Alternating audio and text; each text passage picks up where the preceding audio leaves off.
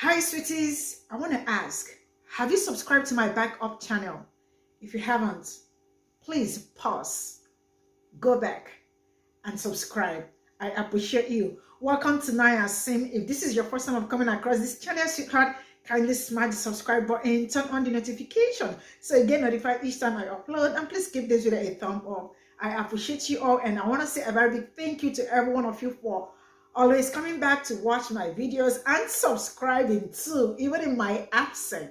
You all are amazing. So we'll be talking about something that I found kind of interesting, and it's actually about white people saying that Black women cannot take care of their kids. Black women cannot educate their kids. Yeah, so in all, they cannot take good care of their own kids. And you know what? I actually was able to gather up, some backup response to that. You know what? Stay glued to the screen. Do not go anywhere. You definitely will like the backup videos. Let me roll the clip. About the way Negroes care for their children. About 1/4 of whites say that Negroes are less likely than whites to take good care of their children. The colored woman does not take care of her child, does not help to educate this child. There's no problem about it. They're ADC. The more children they can have, the more money they get to go out and play the lottery. They get more money to go out and drink a little more gin. But to take care of their children, they put a pair of shoes on them. I blame the mother for not educating her child when they're born, from the day they're born till the day they grow up. Lower intelligence. 1 out of 4 whites also believe Negro children are more likely to hold back the class. When you were in school, your mother made sure you did your homework before you went out. A colored child, if mother and father don't care if they ever do their homework. And I feel that this is why the white child is so much more superior to the colored. And not because the colored child doesn't want to learn. It's because there's nobody behind him pushing him. Lower intelligence. About 1 white in 7 agrees that Negroes have lower intelligence at birth than whites. We're not all created equal. And as far as intelligence, there is a little book called Breeding Down, and it says in there where the colored is born with an IQ, not born, but it develops, to 80 plus, and the white is 90 and up. About half of whites polled said they do not think most fellow whites want the Negro to have equality. They don't desire an education of our type. They have different music. They have a different way of dressing. They have different schools or different churches. Their religion is different. Everything is different. Sympathetic to the Negro, 38% of whites said they do not think other whites are sympathetic to the problems of the Negro. I don't want to help them. I don't want to help them. And I don't want them living next door to me for the simple reason that there might be a lot of nice ones, but I got 4 kids, and I don't want them growing up with colored next door to them.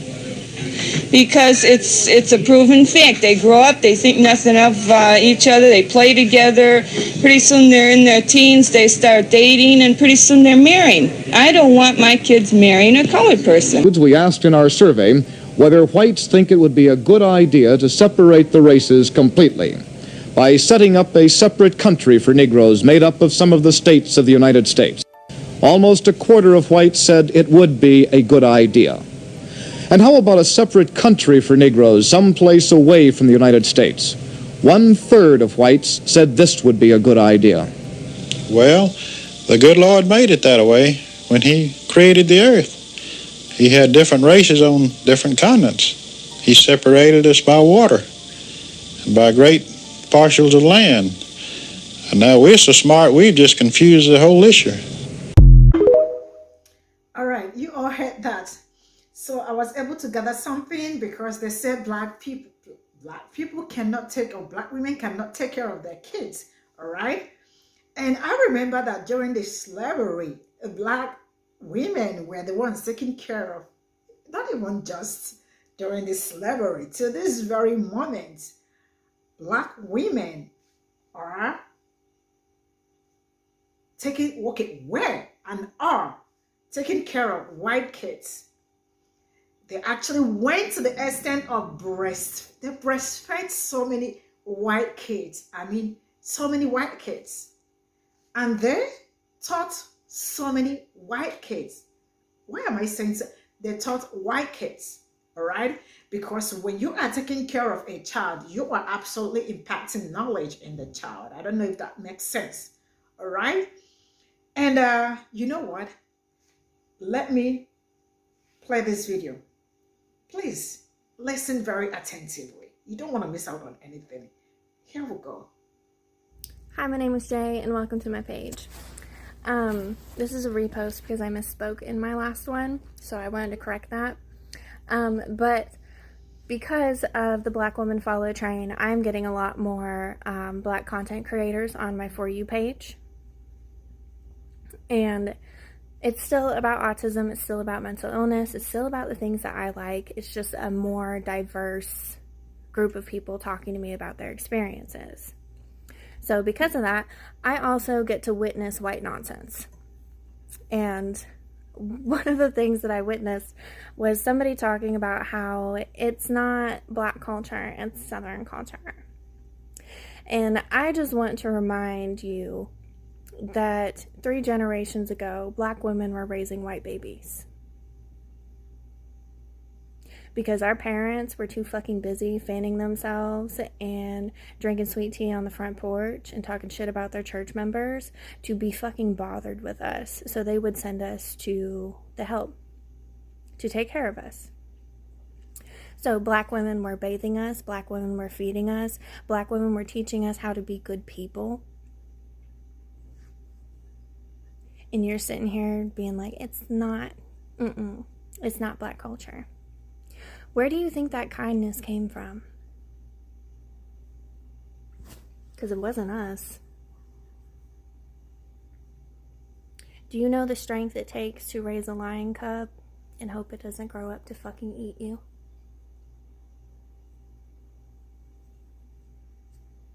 The reason you like collard greens is because somewhere in your family line, one of the adults didn't give a fuck about their kids and passed it off to another individual to take care of. White people were killing their babies left and right, and they had enough compassion in their hearts to still fucking care for us. And Black people never changed their blackness. So we were eating collard greens, oxtail, pig's feet, all sorts of things. The vernacular and vocal tone that we have comes from them because they were teaching us. And that's who we were around the most.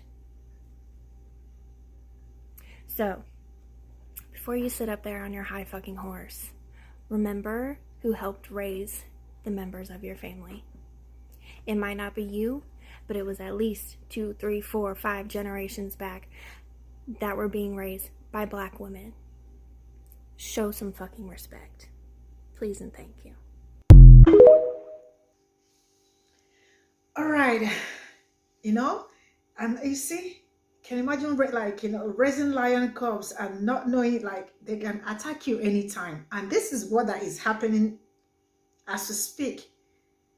Is it not the lion cubs they raise that is now they're all over everywhere looking for how to attack Black people?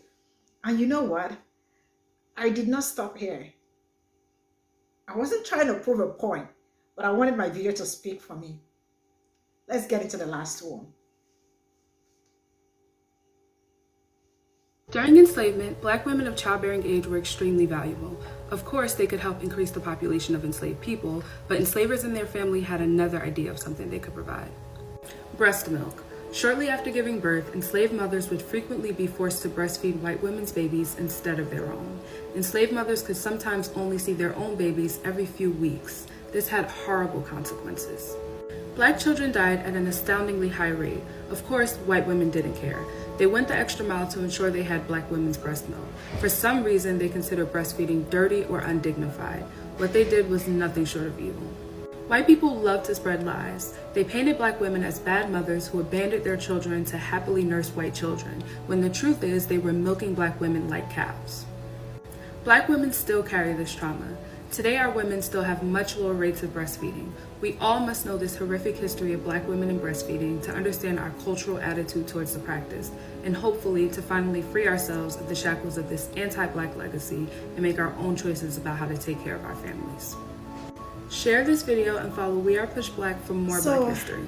Before they go on media, before they go out speaking what they know nothing about, I hope you all make your research. I hope you know what you are saying. I hope you are sure of what you are saying. And you know what? I want to say a very big shout out to all the black women out there. Thank you all so much.